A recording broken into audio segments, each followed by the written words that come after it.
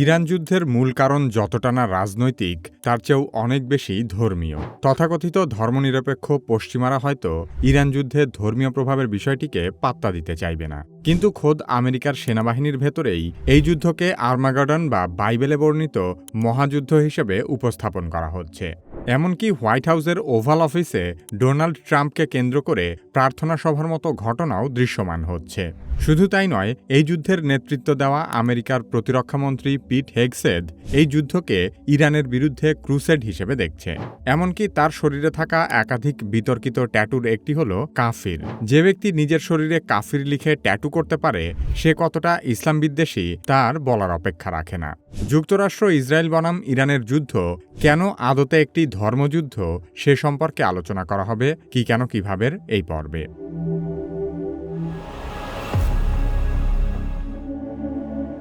আমেরিকায় প্রতিরক্ষামন্ত্রীর পদকে বলা হয় সেক্রেটারি অফ ডিফেন্স, কিন্তু পিট হেগসেথ এই দায়িত্ব পাওয়ার পর নিজেই তার পদবীর নামকরণ করেছে সেক্রেটারি অফ ওয়ার।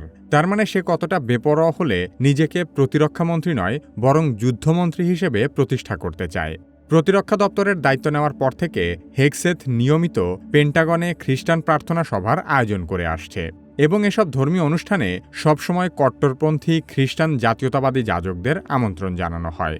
হেগসেথের শরীরে আঁকা বেশ কিছু ট্যাটুর মধ্যে তার খ্রিস্টান জাতীয়তাবাদ এবং ইসলাম বিদ্বেষের প্রমাণ রয়েছে। তার বুকে রয়েছে বড় আকারের জেরুজালেম ক্রস। এটি ক্রুসেডার ক্রস হিসেবেও পরিচিত।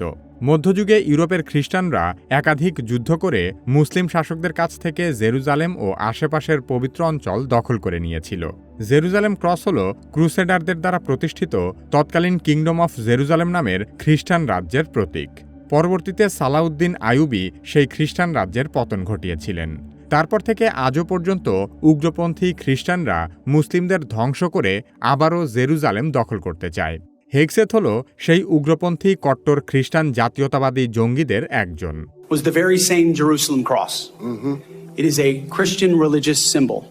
এর প্রমাণ পাওয়া যায় তার ডিউস ভল্ট লেখা আরেকটি ট্যাটু থেকে। এর অর্থ হল ঈশ্বর যা চান। তার মানে ঈশ্বর চাইলে আবারও জেরুজালেম তাদের হবে। এর নিচেই রয়েছে সবচেয়ে ভয়ঙ্কর ট্যাটু, আর সেখানে আরবিতে লেখা কাফির। ইসলামী দৃষ্টিকোণ থেকে কাফির শব্দের আক্ষরিক অর্থ হল অবিশ্বাসী, কিন্তু পশ্চিমা চরমপন্থীরা এটিকে মুসলিমদের প্রতি ঘৃণা এবং শত্রুতা প্রকাশের অস্ত্র হিসেবে ব্যবহার করে। হেগসেথের মতো কট্টর ইভাঞ্জেলিক্যাল খ্রিস্টানরা ইরান যুদ্ধকে বাইবেলের ভবিষ্যৎবাণী পূরণের উপায় হিসেবে দেখছে। হেগসেথ স্বভাবতই তার মতো উগ্রপন্থীদেরকেই পৃষ্ঠপোষকতা করছে। সে কারণে মার্কিন সামরিক ব্রিফিংয়ে একজন কমান্ডার তার সেনাদের উদ্দেশ্যে বলেন, প্রেসিডেন্ট ট্রাম্প ইরান আক্রমণের মাধ্যমে আর্মাগেডন বা বাইবেল বর্ণিত শেষ সময়ের মহাযুদ্ধ শুরু করার জন্য যীশু খ্রিস্ট কর্তৃক অভিষিক্ত হয়েছেন। এই ধরনের বক্তব্য মার্কিন সামরিক বাহিনীর নিজস্ব নীতিমালার পরিপন্থী, কিন্তু তারপরও হেগসেথ গং এই কাজগুলো করছে তাদের ধর্মীয় কর্তব্য মনে করে। তাই যুক্তরাষ্ট্রের উপর ইরান থেকে আসা ইমিনেন্ট থ্রেট বা আসন্ন হুমকির কথা বলে তারা যে যুদ্ধ শুরু করেছে তা নিছক মিথ্যাচার ছাড়া আর কিছুই নয়, বরং তারা ইসরায়েলের পক্ষ হয়ে ইরানকে ধ্বংস করার নামে এক নতুন ধর্মযুদ্ধের সূচনা করেছে মাত্র। ইসরায়েল রাষ্ট্রের জন্মই হয়েছে বাইবেলে বর্ণিত ভবিষ্যৎবাণীর বাস্তবায়ন ঘটানোর জন্য। সে কারণে ইসরায়েল প্রতিষ্ঠার আগে থেকেই তারা ফিলিস্তিনিদের জমি দখল করতে শুরু করেছিল।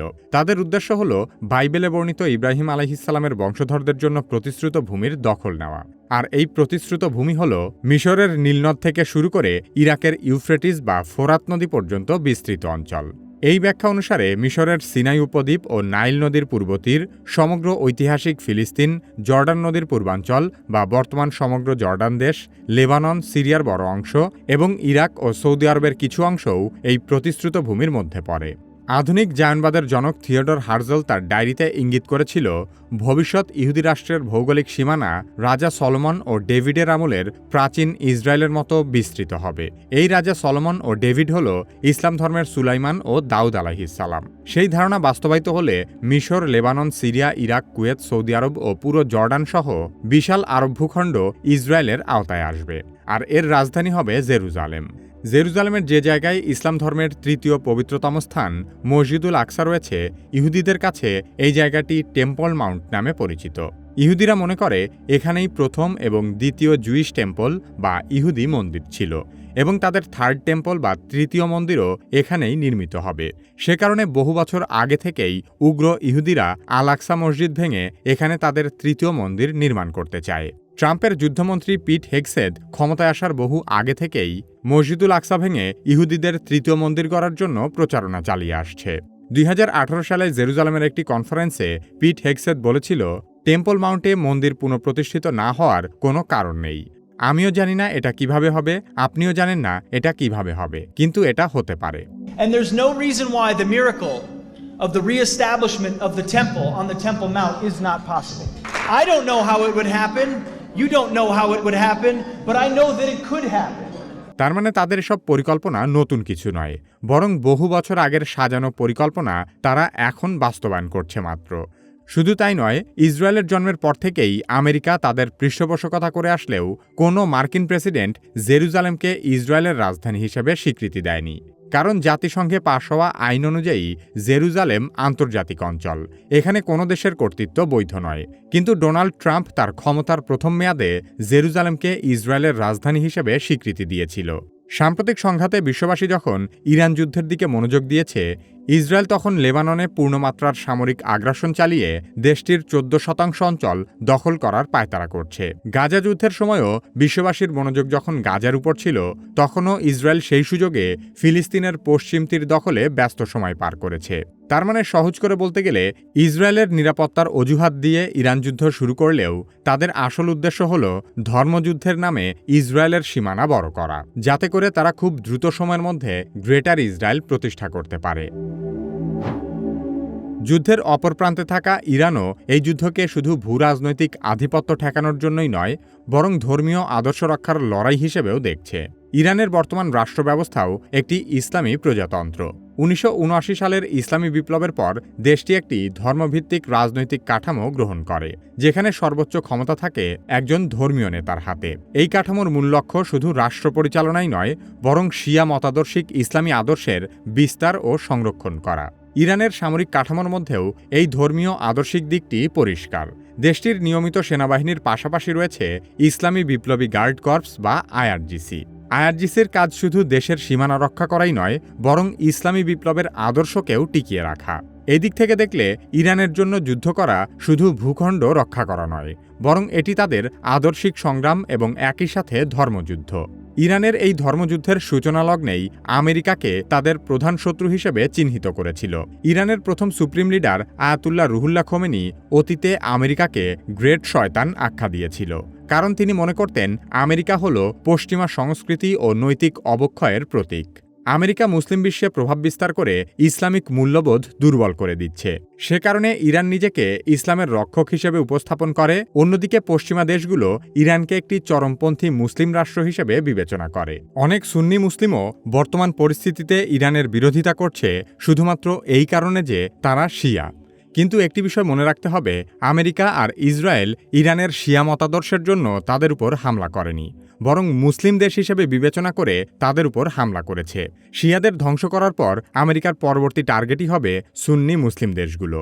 আমেরিকার সাথে শত্রুতার কারণেই মধ্যপ্রাচ্যে থাকা আমেরিকার সবচেয়ে শক্তিশালী ঘাঁটি ইসরায়েলের সাথেও ইরানের বৈরিতা শুরু হয়েছিল।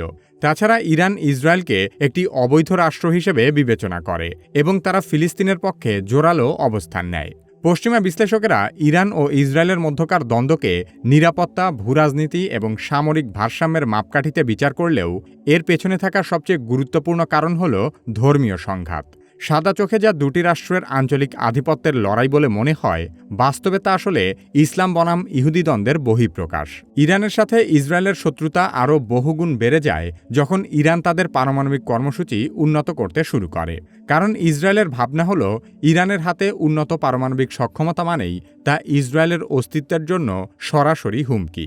সে কারণে 1990-এর দশক থেকেই ইসরায়েল ইরানের পারমাণবিক সক্ষমতা রোধ করার ব্যাপক চেষ্টা করে আসছে এবং বিগত প্রায় 25 বছর ধরে নেতানিয়াহু দাবি করে আসছে যে ইরান আর মাত্র 2 সপ্তাহের মধ্যেই পারমাণবিক বোমা তৈরি করে ফেলবে।